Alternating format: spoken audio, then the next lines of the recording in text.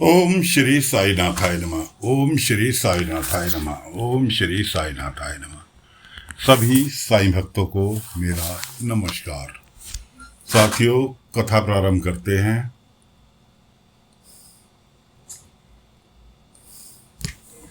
कि बाबा के पास एक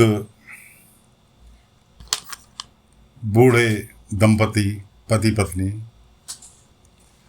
रोते गिड़गिड़ाते हुए आए, साईं हमारी मदद करो। बाबा उस वक्त मारुति मंदिर के पास थे। बाबा उनको मारुति मंदिर ले गए, वहाँ बैठाया, उनके खाने की व्यवस्था की, खाना खिलाया। उसके बाद उनसे पूछा कि बताओ तुम्हारी समस्या क्या है। कि साईं हमारे बेटा बहू किसी हादसे का शिकार हो गए। उनकी एक बेटी है जिसका हमें विवाह करना है। कमाई का कोई जरिया नहीं है। हम गाना गा के जीवन व्यापन करते हैं, एक तरह से भीख मांगकर जीवन व्यापन करते हैं। कैसे हमारी पोती की शादी होगी। कभी कभी तो भूखे पेट भी सोना पड़ जाता है। बाबा ने कहा,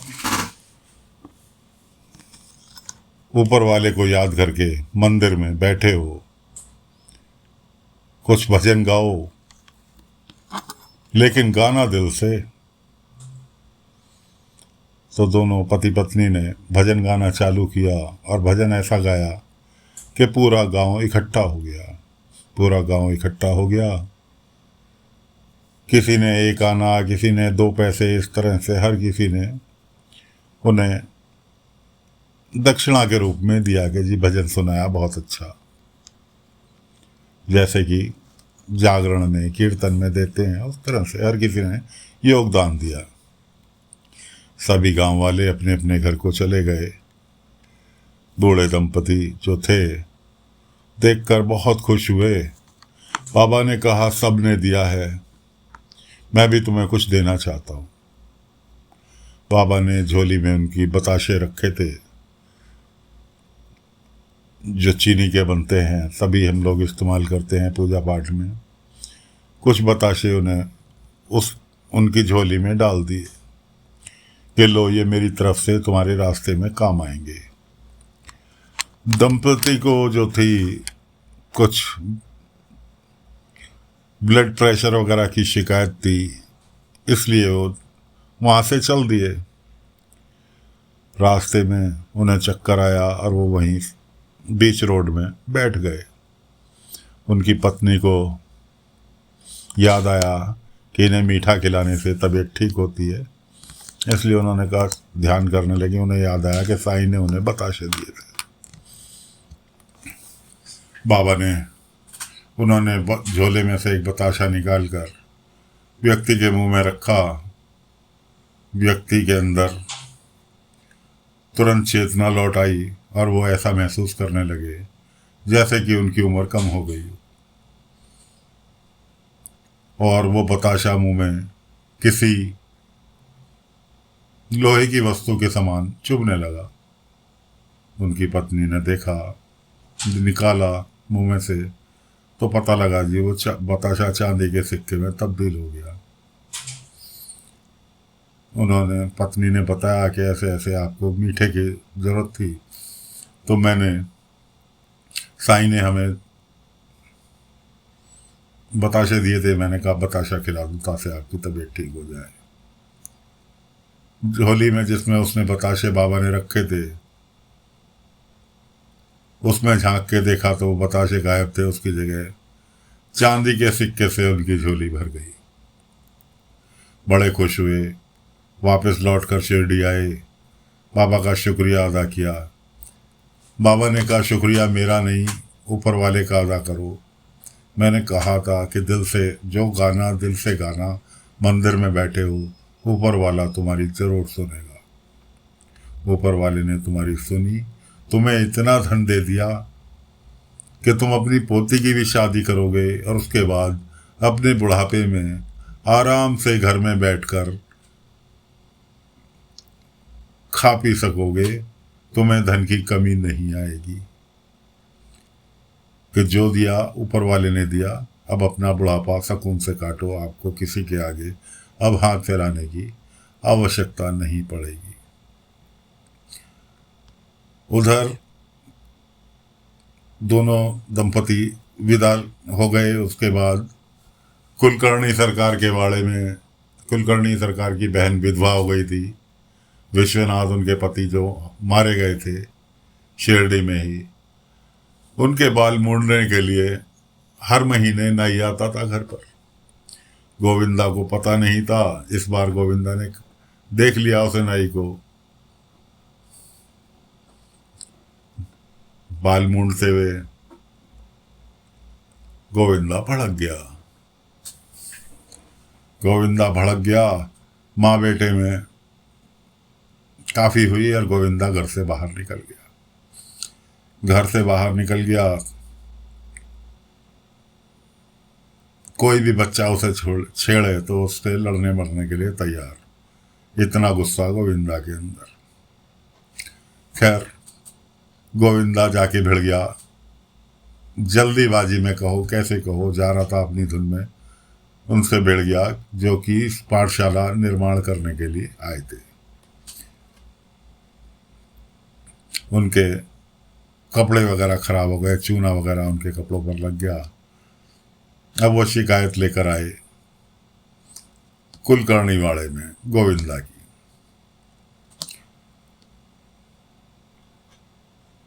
असल में अब तो ऐसा नहीं है, लेकिन पिछले 100 साल पहले ये प्रथा थी, और अब भी कुछ गांव में है कि जो स्त्री विधवा हो जाती है उसे बिना मिर्च मसाले का खाना खाना होता है, सिर भी मुंडवा के रखना होता है और कहीं जा भी नहीं सकती, घर के अंदर ही वो कैद रहेगी। लेकिन कुलकर्णी सरकार ने अपनी बहन को पूरी छूट दे रखी थी। इस कारण वो सब तरह की चीज़ें खाती थी, तो खाली कपड़े रंग बिरंगे ना पहनकर एक सिंपल कपड़े जो विधवा पहनती हैं वो पहनती थी। असल में जो मास्टर जी, जो आर्किटेक्ट आए थे पाठशाला का निर्माण करने के लिए, उनकी पत्नी कुलकर्णी की बहन की बचपन की सहेली थी।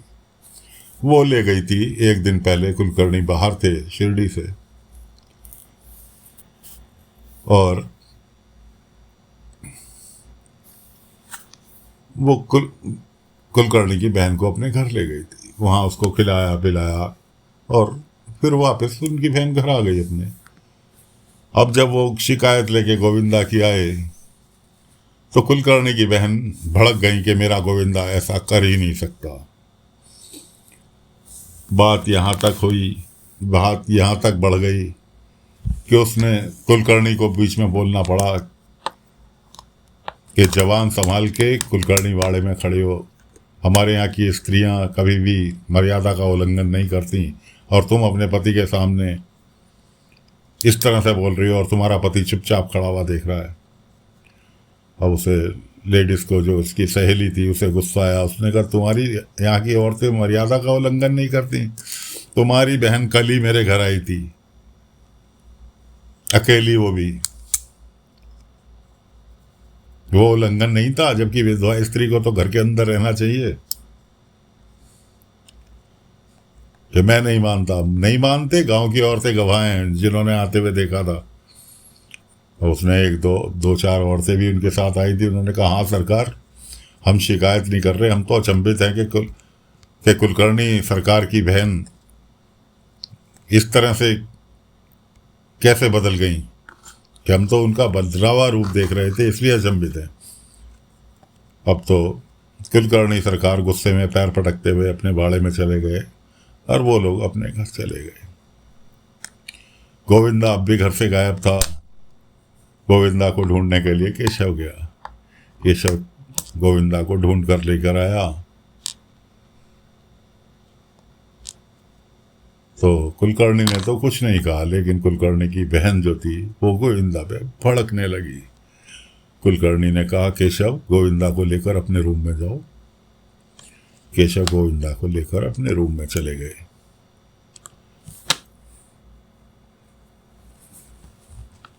उसके बाद कुलकर्णी सरकार ने अपनी बहन की कायदे से उतारी कर दी। डिटेल में न जाके सीधे सीधे आपको सुनाया जा रहा है कि जी उन्होंने कायदे से अपनी बहन की फटकार लगा दी कि तुम्हारे बेटे का भी ख्याल मेरी पत्नी रुक्मणी रखती है, तुझे अपनी माँ होने तक का एहसास नहीं है, तुझ पर मैंने इतना विश्वास किया, तूने ही मेरे विश्वास के साथ विश्वासघात किया। ये सभी बातें गोविंदा ने केशव के रूम में बैठ के सुन ली। अब उस बच्चे के दिमाग पर क्या असर हुआ ये तो वही जाने। इधर द्वारका माई में एक स्त्री गांव की ही अपनी 3 बेटियों के साथ बाबा के पास आई। साईं मेरी मदद करो। बाबा ने पानी पिलाया, बैठो। दोनों बच्चियों को, एक उसकी गोद में थी, बैठो अब बताओ, पानी पिलाने के बाद अब बताओ क्या समस्या है।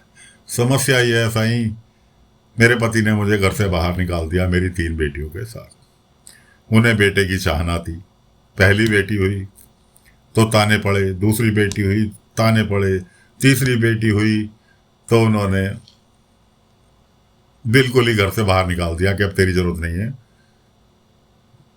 मेरे पति की माँ ने, मेरी सास ने कहा कि मैं अपने बेटे की दूसरी शादी करूंगी और तू अपने घर जा, कि साईं मेरी मदद करो। बाबा ने कहा अच्छा ऐसी बात है, चलो मैं तुम्हारे साथ चलता हूँ। बाबा पहुंच गए उसके घर पहुंचने के बाद बाबा ने उनसे पूछा तो सास ने अलग ड्रामे बिखेरे जैसे कि बिखेरती हैं बुजुर्ग औरतें। पति कहने लगा नहीं साईं, ये तो मेरे वंश चलाने वाला दे ही नहीं सकती, मेरे मुख को अग्नि कौन देगा, बेटा है ही नहीं, बेटी थोड़ी मुख को अग्नि देगी, पितरों को पानी कौन देगा, बेटियां थोड़ी देंगी, बेटी तो अपने अपने घर की होती हैं। और मैं इसे हर महीने, ये अपने पियर चली जाए, मैं इसे हर महीने खर्चा पानी देता रहूँगा, मैं इतना कर सकता हूँ इसके लिए, लेकिन रखूँगा नहीं। बाबा कहने लगे भाई तुम एक बात बताओ, तुम दूसरी शादी करोगे ठीक है कर लो, कल को तुम्हारी पत्नी आएगी, उसने तुम्हें प्रतिबंध लगा दिया कि पहली पत्नी को खर्चा देना बंद करो, तब तुम क्या करोगे। इसलिए मैं ये चाहता हूं कि तुम एक बार में ही पूरा का पूरा खर्चा देकर इसे विदा करो,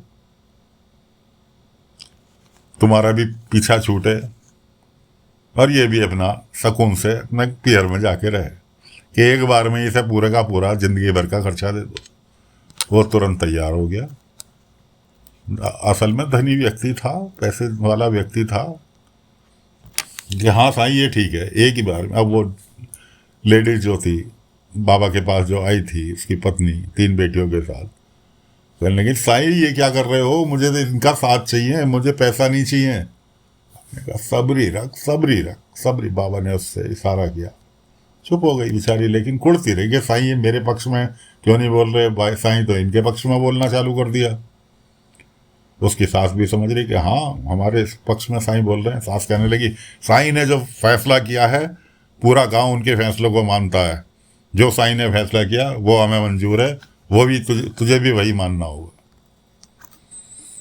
खैर जी बेचारी चुप हो गई। बताओ साईं कितना देना है। बाबा ने कहा 3 बेटियां हैं, तीनों में से जो बेटी तुम्हें उचित लगे उस बेटी के वजन के बराबर इसे पैसे दे दो और हमेशा के लिए इसे विदा करो। ठीक है साईं। उसकी सास कहने लगी सबसे छोटी वाली बेटी ले ले गोद में से, उसके वजन के बराबर दे दे, पीछा छुड़ा। दोनों माँ बेटे खुश। तराजू का कांटा, बड़ा वाला कांटा जो आपने देखा है अक्सर चक्कियों पर लगा रहता है, वो कांटा लगाया गया जी, 2 पलड़े वाला कांटा। एक पलड़े में उसने अपनी सबसे छोटी बेटी जो 2-3 महीने की थी उसको लिटा दिया गया।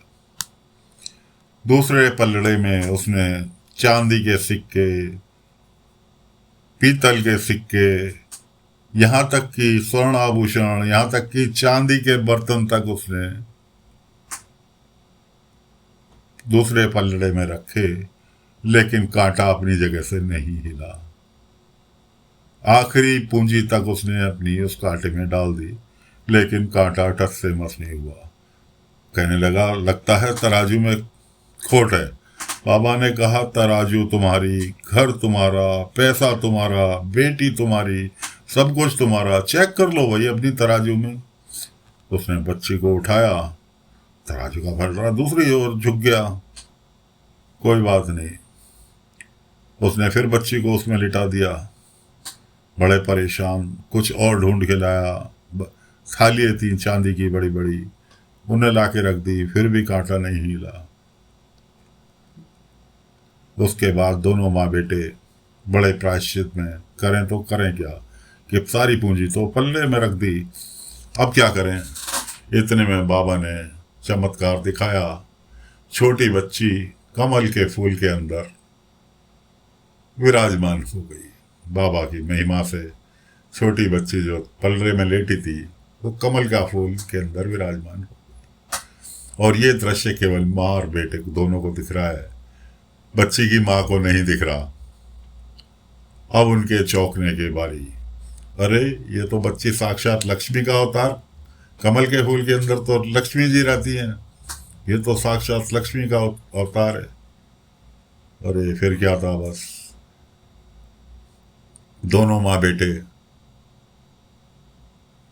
बाबा से क्षमा याचना की कि साईं हमें माफ कर दो। बाबा ने कहा, नहीं भाई, ये तो बेटी है, तुम्हारे मुंह में आग कौन देगा, तुम्हारे पितरों को पानी कौन देगा। नहीं साईं, हमसे बहुत बड़ी गलती हो गई, हमारे घर में तो लक्ष्मी ने जन्म लिया है, हमें किसी पितर की चिंता नहीं, लक्ष्मी माँ की सेवा करेंगे तो हमारी जीवन सफल होगा। इस तरह से क्षमा याचना उन्होंने करी और अपनी पत्नी को, अपनी दोनों बेटियों को लेकर वापस अपने घर में गए। उसके बाद बाबा वहाँ से चले, बाग में टहल रहे थे अपने। इतने में केशव आता है, साईं गोविंदा नहीं मिल रहा, पूरे गांव में ढूंढिया, साईं गोविंदा नहीं मिल रहा। कि क्यों नहीं मिल रहा, कि ऐसे ऐसे घर में। उसने आत्या को, यानी उसकी बुआ को सिर मुंडाते हुए देख लिया, और जब से वो भड़का हुआ है, दोनों माँ बेटों में खूब कहा सुनी हुई। उसके बाद वो घर से बिना बताए निकल लिया, मिल नहीं रहा, कहीं वो दूर ना निकल जाए, ये चिंता हुई। इतने में जैसे आपने बवंडर उठता देखा होगा, अक्सर गर्मी के महीने में, गर्मी के टाइम में आंधी चलती है तो उसके बीच में एक गोला सा घूमता हुआ आपको नजर आता होगा। आज भी उस तरह का बवंडर उठना चालू हुआ। एक तितली उड़ रही थी। बाबा ने उस तितली का एग्जाम्पल दिया कि देखो उस तितली को देखो, क्या वो उड़ पाएगी। वो बवंडर उड़ता रहा, तितली और ऊंचे और ऊंचे और ऊंचे। बाबा ने कहा कि तुम इस तितली को गोविंदा समझो, वो जैसे जैसे बड़ा होगा वैसे वैसे उसके अंदर समझदारी आती जाएगी, चिंता मत करो, गोविंदा कहीं नहीं जाएगा, आ जाएगा।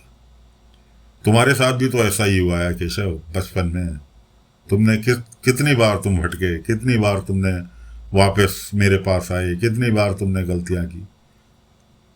सकून रखो, सब्री रखो, गोविंदा को कुछ नहीं होता। इतना कह के बाबा ने गोविंदा को विदा किया, ओ क्षमा करें, केशव को विदा किया, और बाबा भी अपने द्वारका माई पहुंच गए और ध्यान मुद्रा में, अपनी पत्थर पर बैठकर ध्यान मुद्रा में लीन हो गए। तो साथियों, कथा को फिलहाल विराम देते हैं, अगली कथा फिर लेकर हाजिर होंगे।